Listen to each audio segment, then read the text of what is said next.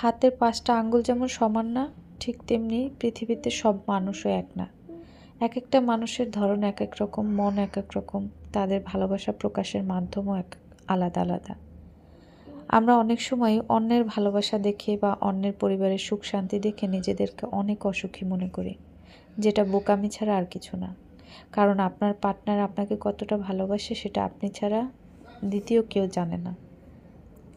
সুতরাং আপনি আপনার পার্টনারের ভালোবাসাটা বোঝার চেষ্টা করুন, কারণ প্রত্যেকটা মানুষের ভালোবাসা প্রকাশের মাধ্যম আলাদা আলাদা।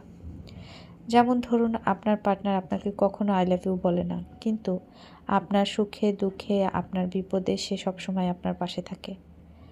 ধরুন, সে আপনাকে প্রশংসা সরাসরি করে না যে তুমি দেখতে অনেক সুন্দর বা আই লাভ ইউ, তোমাকে আমি অনেক ভালোবাসি, কিন্তু সে আপনাকে মিষ্টি করে বলে যে তুমি এত সুন্দর করে সেজে আর কারো সামনে যাবা না, শুধু আমার সামনেই আসবা, এভাবে আমি শুধু তোমাকে দেখবো, আর কেউ দেখবে না।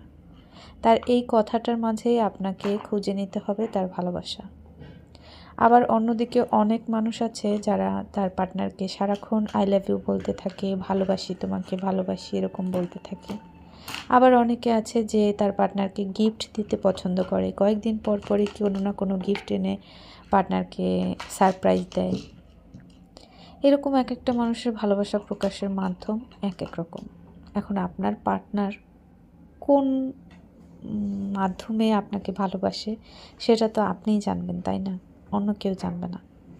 তো আপনি যদি অন্য কারো ভালোবাসার মাধ্যম থেকে দেখে ইমপ্রেস হয়ে নিজের পার্টনারকে দোষারোপ করতে থাকেন, এটা তো খুবই ভুল ধারণা আপনার। কারণ আপনাদের মধ্যে যদি ভালোবাসাই না থাকতো, তাহলে আপনারা তো এত বছর সংসার করতে পারতেন না।